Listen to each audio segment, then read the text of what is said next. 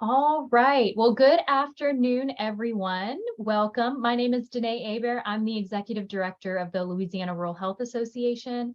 Thank you so much for joining us for this Rural Infection Prevention and Control Training Program webinar. LRHA is happy to present this program and the webinar series with sponsorship by Well Ahead Louisiana and in partnership with Southern Evals. Today's session is the Rural Health Clinic Advanced Infection Prevention and Control. The basics webinar for RHCs is recorded and available on our website. So if you didn't check that out, please go to our website and you can look at the recording and slides there. Just a couple of housekeeping items. This webinar is being recorded. It will be available along with a copy of the slides on our website at lrha.org. And I will drop a link to the direct page in the chat here in a moment. Your line should have been muted automatically when you joined. Please remain on mute until either you're asked to speak or we get to the Q&A session at the end. That way we'll prevent background noise. After the webinar, I'll send you a link to a brief survey. I'll put it in the chat and also I'll send it via email. We do ask that you complete that survey. It's one required for our grant evaluation, but it also helps us to continue to improve for our future events. I do actually read the feedback from all the surveys. So we want really good, robust data from you guys to make sure that we're giving you good content. And so with that, I would like to welcome Matt Sigler, who's the Chief Operating Officer and Senior Consultant at Southern Evals. Matt is a board certified by the NARHC and has a track record of success with RHC initial and ongoing licensing and accreditation surveys. So thank you so much, Matt, for being here, and I will hand it off to you. Thanks, Danae. Appreciate it. Hey, everybody. How's it going? Hope y'all are doing all right today. We're going to dive into some more advanced practices with infection control in the rural health setting. As most of you know, there's not a lot of guidance on RHC infection control procedures. It's kind of left open to what practices we're doing in our clinic, and then kind of how do we respond to those things accordingly. So we're going to try to do a little bit of a deep dive. I've kind of put some things together with just some generalized information, down to some more specifics for those who like to utilize autoclaves or those types of processes. So I'll try to cover as much as I can and go a little bit deeper into than we typically have before. Obviously, we know we've covered in the basics, the 3 Ps. We got the paperwork, your policy, procedures, and your practice, and all these things need to correlate so they can best support your practice and show your success and really showcase the great job that you're doing in your practice. So some of the big classification and definitions we're going to be talking about obviously is hand hygiene, right? Hand hygiene is paramount, especially we all know this with all we've been going through with the COVID-19 pandemic and all those things. We need to make sure that our staff are well versed in these things, making sure that hand hygiene is emphasized, making sure staff know when to wash their hands, 20 seconds, sing the happy birthday song, those kind of things. If your hands are visibly soiled, we want to make sure that we're doing that soap and water. You can do alcohol-based hand solutions all day long until your hands are visibly soiled. Then we definitely need to get into that soap and water. This is just some things to remember on those on hand hygiene. Just good generalized practice. Well, obviously, we want to follow CDC guidelines, the World Health Organization guidelines, and those types of things when it comes to that. Some other things we like to try to do too is as a part of your quality program is doing like a hand hygiene tracking. So maybe you track, say, 10 instances a month. Maybe you do it just in passing or something like that. I know some of these clinics are very small. We've only got a handful of staff there. But if we track, like, say, 10 instances a month and just kind of put some data to it. So are we 80% compliant? Are we 100% compliant each month? And track that data. And that'll help go into your quality program as well. So when you have regulators and stuff on site, that data can support the good work that you're doing. We always want to show those things that we can. The next piece is obviously going to be injection practices. I know if any of you guys have listened to Miss Kate Hill, she will talk to you all day long about your single-use vials and not using your single-use vials more than once, all those kind of things. That's a big deal to keep to be mindful of, I guess you'd say. Your multi-dose vials, when you pop the tops on those, we want to make sure we're labeling, dating those things, and we're discarding those within 28 days, unless manufacturer guidance is different. Manufacturer guidance may give you a shorter timeline or a longer timeline. When in that case, we want to follow those things. But good rule of thumb is typically 28 days. we want to make sure that our needles are used for one patient. Our syringes are used for a single patient. We're not using those things over and over again. We're not using the same needle to puncture, a vial, a multi-dose vial more than once. We don't want to dull those needles out. So safe injection practices are a big deal. Make sure that our sharps are secured. We want to make sure that they're put away properly, and that we eliminate any risk for needle sticks, and any of those types of incidents. We don't want anybody getting stuck with anything. It's definitely not what we want to do. We're trying to take care of our patients and keep those things rolling.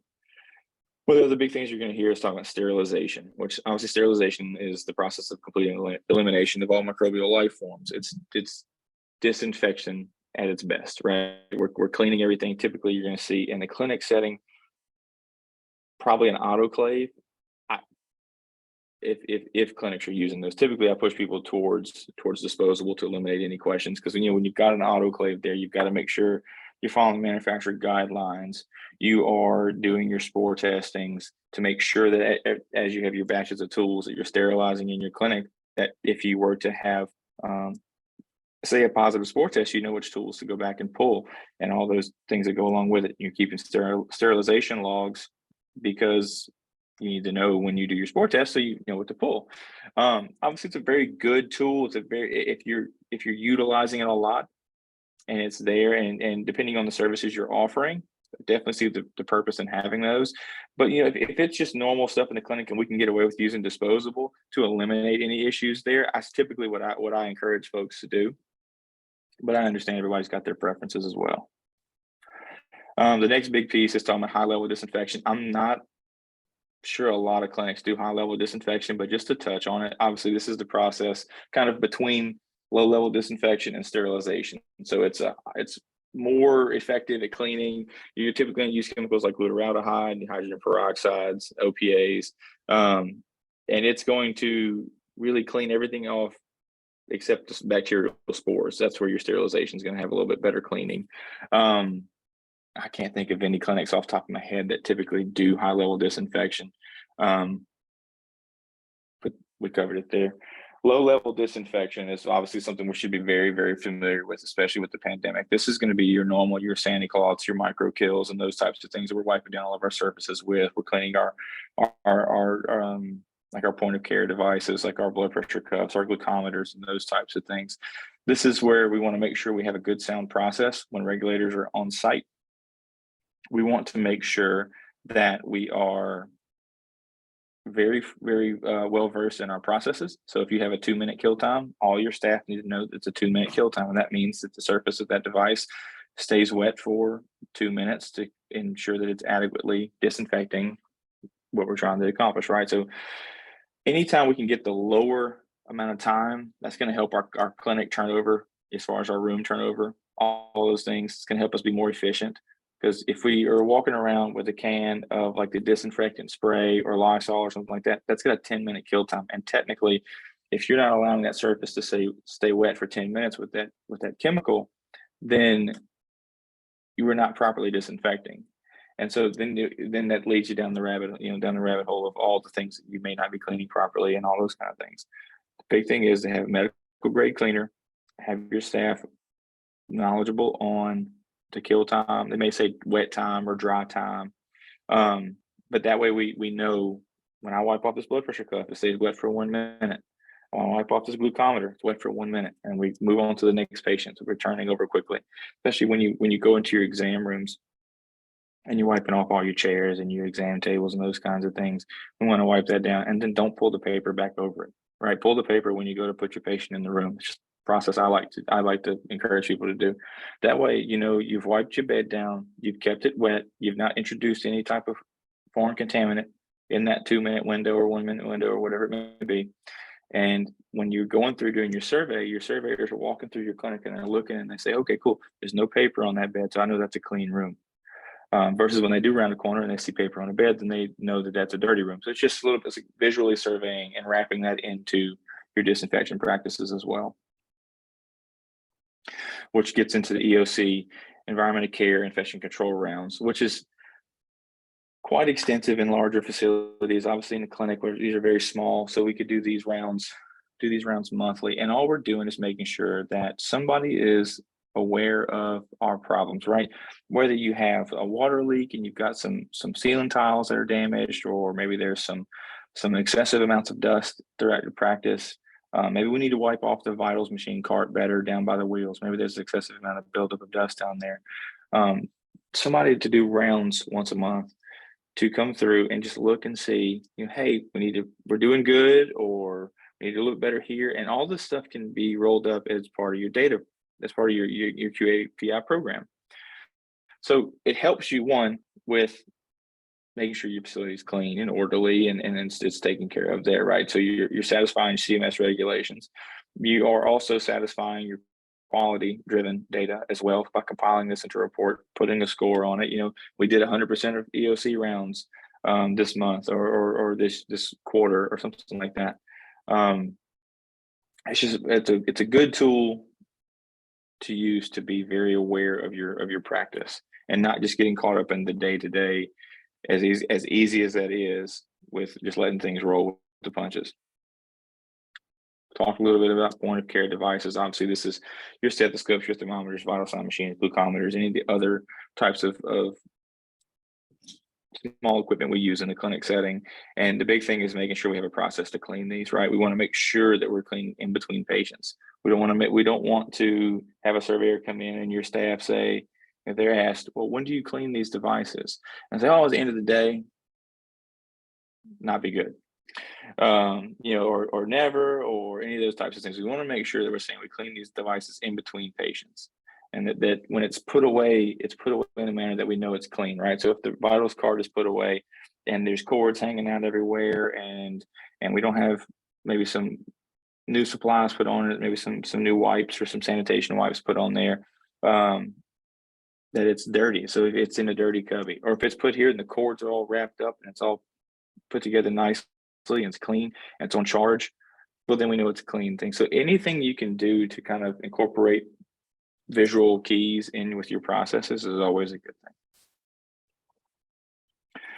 So then we're going to get kind of into the industry best practices. So like tips and tricks on how to comply with all the regulatory requirements and increase safety and efficiency. This kind of stuff, some of it will apply to clinics. Some of it's a little bit high level. Maybe some of your larger provider-based clinics will do these things, but we'll kind of get into it. So obviously we're looking at non-compliant items. This is the facility is not pre-cleaning at the point of use, or improperly pre-cleaning. So pre-cleaning is going to be a big thing we're going to focus on just a little bit when we talk about disinfecting instruments and high-level disinfection and sterilization, those kind of things. Another issue is not following manufacturer guidelines, not following your policies, improper sterilization. A biggie I've seen before is ultrasound probes not being disinfected properly. I've actually come across it a couple of times, and then you have to make sure you define it out in your policy so you can wrap it up as much as you can to make sure those things are taken care of. Obviously, areas at risk. The entire clinic is at risk. You've got the waiting areas, you've got your horizontal surfaces, you've got all of your exam rooms, you've got your storage rooms, you've got anything you bring in that's new equipment, if you've got new chemicals and all the procedures. So there's all these different things you need to be mindful of. So when you bring it in, it's a process, right? We want to make sure we have a good sound policy. When we have the policy in place, we know what to do. We get new equipment. The new equipment needs to be put to the side until it's been tagged, until it's been deemed acceptable for use in the clinic, right? By your maintenance team or whoever may be doing it. And then once it's there, we need to make sure that staff are aware of how to clean it. Don't put cleaning procedures in our policy as far as like wiping the machine down from top to bottom. Just make sure staff are aware of it. Do maybe a little training in service on new equipment and how to prepare it, and then continue on. Obviously, some of the things you want to ask yourself is like, what services, equipment, supplies could be contaminated? When do you need to clean those things? Who's responsible for cleaning those things? How do you know if it's been cleaned or if it's not? So I was talking about the equipment earlier, and making sure that you have visual indicators as to if it's clean or if it's dirty. That's something I like to do. And then obviously making sure where you go to find those things, making sure your policies and stuff follow your practice. It's a big thing. Evidence the good work that we're doing, because most of these things we're taking care of.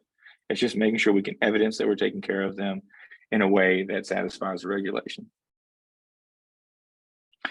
The next part's kind of getting into like prepping yourself. So when you're doing disinfection and sterilization, and just some things you may have to deal with or may not, depending on the level of disinfection and sterilization that you're doing in the clinic, right? So you may need to use gloves, masks, gowns, eyewear, cap, goggles, and all that kind of stuff like that.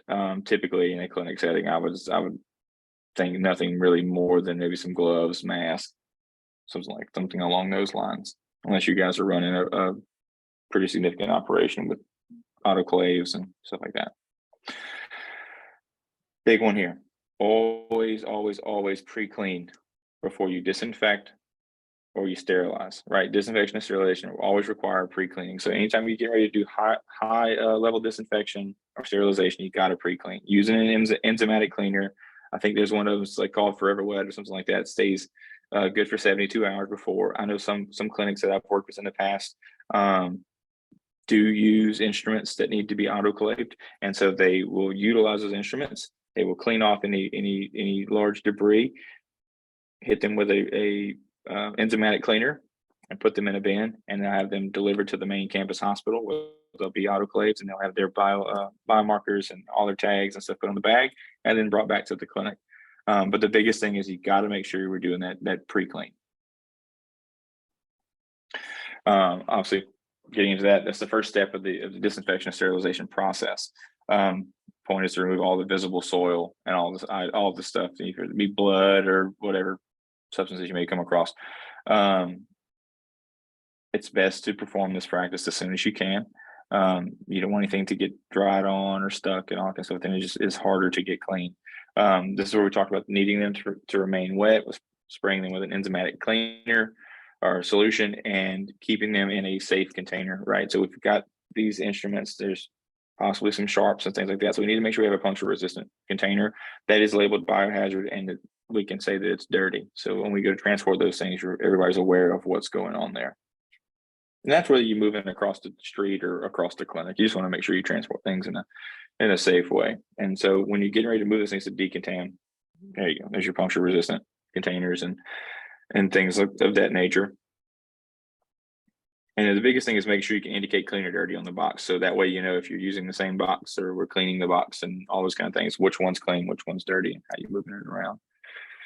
Some of the big takeaways here to follow manufacturer guidelines are, make sure you're using the correct dilution, contact time, temperature, testing procedure, testing items, expiration dates, logs.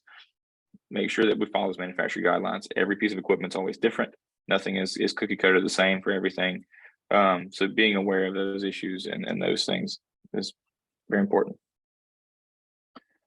You need to make sure, and this is something that probably applies more to the hospital setting for your larger clinics, any unattended carts of contaminated instruments, or if you have trays, if you have something sitting out, making sure not to knock those things out, making sure you are aware of your areas and it's all pretty well set up. Anytime you're doing decontam, you want to make sure you have the proper PPE on. You want to make sure if you're dealing with any kind of chemicals, stuff like that, you put on some goggles, put on some gloves, put on a mask. Some chemicals require extra ventilation. I don't know that I've seen those necessarily in the typical RHC setting, but some things require ventilation. So you have to have a vent hood and those types of things in place to make sure we're protecting ourselves while we're trying to prep these instruments to be cleaned.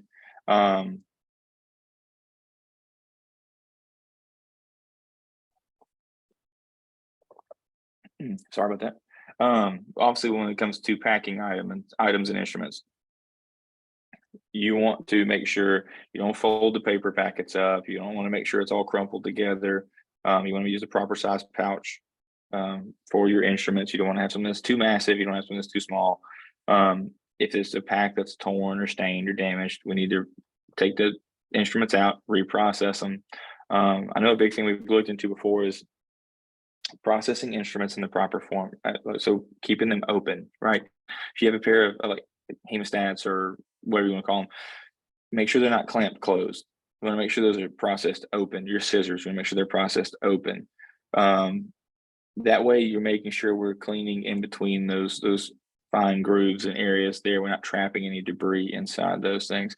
You want to make sure obviously that we're documenting all of our processes, right? We're going to make sure we're going to keep a log on these things, including like the sterilizer, the chemical tests, and all those things. We're going to make sure that's all in a log, because when we go through the disinfection process and we get into the sterilization process, again, we want to talk about, having your spore testing, so you can pull that information back. Here's some of the other pieces we're talking about that go along with it. It's your chemical indicators, your biological indicators, all the things that need to go in when you are properly sterilizing your equipment.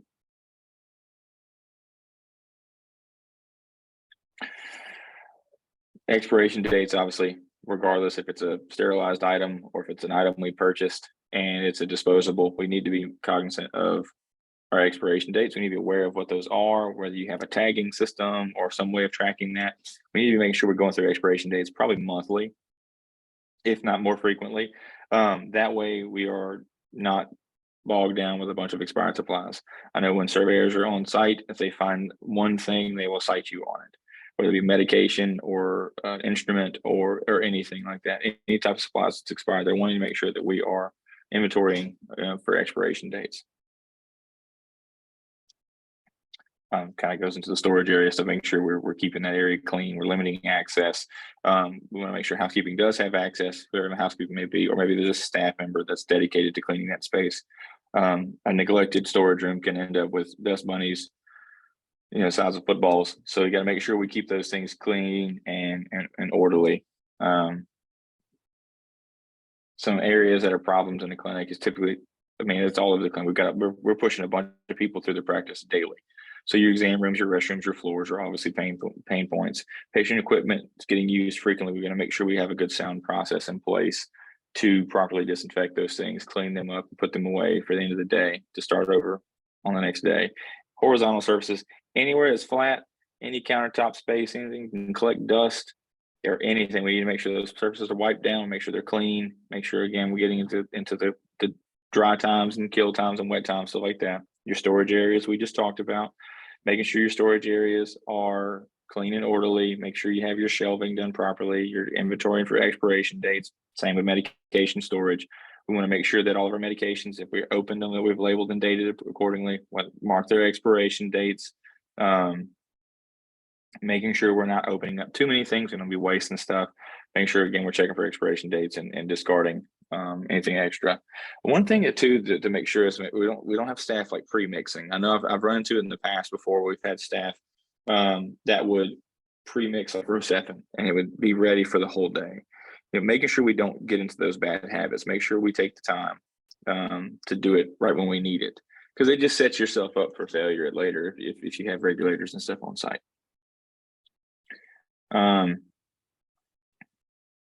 Survey hot topics. So obviously we have to talk about proper storage of items. We want to talk about sterile technique and all those types of things. We don't want to break sterile technique competencies documented for staff that are trained and educated on those processes.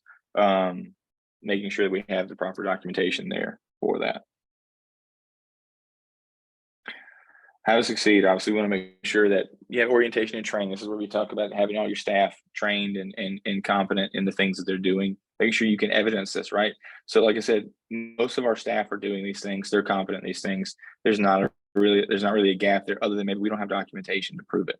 And putting those pieces of paper in their file is going to save you a ton of headache down the road, because it's not very fun to go down the 20 questions road of, well, how'd you do this and who trained this and well, what's this process? If you have it all documented, you've got your competencies and stuff in place, and you're taking care of those pieces, you're just setting yourself up that much more to succeed. Again, giving yourself credit for the hard work that you do. And just getting to reminders. Let's see. I think there's one left. There's one webinar left to be hosted by my business partner, Taylor Catano, Advanced for Rural Hospitals on Infection Control. Other than that, Danae, I believe that's it. I know everybody's very busy. I try to keep it short, sweet, to the point. I know y'all are all seeing patients and busy and running through your clinic. So thank y'all for taking the time. All right. I'm going to open up for any questions. If anybody has a question, you can pop it in the chat. You can use the little raise hand feature, and we'll be happy to unmute you and let you ask your questions. But I will just remind everyone, the recording will be on our website. The direct link is there. And then I'm actually going to go ahead and pop the link to the post-session survey in there as well. You can go ahead and go take that immediately. And then it'll also go out via email when I send the email with the notification that the recording and the slides are up on the website. And Danae, I believe, Danae, we're about to start scheduling visits and going on site to places. So I'm very excited to start meeting some of you and being able to chat with you at your clinic, at your practice, and hopefully, you know, be able to help you out and give you some good stuff. Yeah, so we are in the process of getting those scheduled. We do still have some spots left. So I think there's a couple of hospital spots, and then we have several clinic spots left to be filled. So if you guys are on here and you didn't apply for the on-site assessment and education, if you scroll down on that same RIPCT program website that's in the chat, if you scroll to the bottom of that page, I believe the application is still open, so you can just click on the RHC one, and you can apply for that assessment, and we'll get a notification that you applied, and we'll get you on the list there. Absolutely. All right, so I'm not seeing any questions. Oh, let's see. One did come through. All right. I had concerns at my facility about keeping surfaces wet for 10 minutes when dwell times were greater than 3 minutes. I had learned on the CDC site that surfaces should remain undisturbed for X time. Yeah, so that's correct. So it's going to be based on what cleaner you're using. So certain sanitizer wipes have different kill times or dwell times. It'll usually be printed on the backside of your bottle. Some of them put a stamp on the front of it. I know there's a company called Microkill. I think it has a 1 minute time. It varies per brand. But yeah, I would be concerned. Like 10 minutes is it's an unrealistic time frame for turning over several patients through the clinic. But yeah, CDC is right. You need to make sure you're looking at your cleaner and you're following the time frames that it says on there. But I hope that answered your question, or at least supported what you were thinking.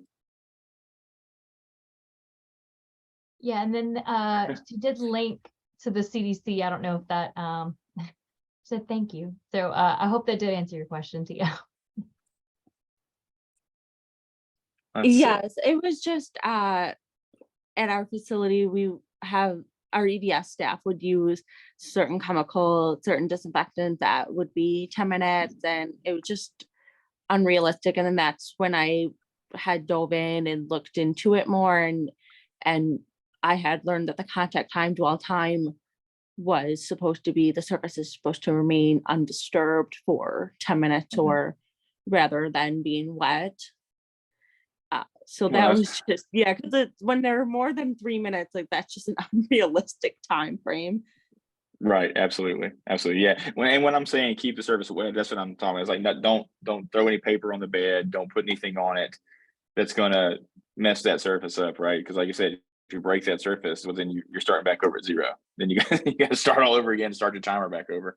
That's why I always encourage folks to try to get the shortest kill times, shortest dry times they can, because these clinics are pushing through 30, 40, 50 people a day, and there's no way.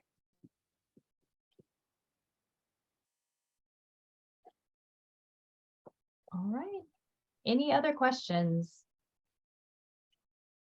Anybody else? Going once? Twice? All right. Well, thanks so much, everyone, for being here. As always, please feel free to reach out to us if you have any questions. If we can help you with anything at all, please just let us know. And thanks, and have a wonderful day. Awesome. Thanks, guys. Y'all have a good one. Bye.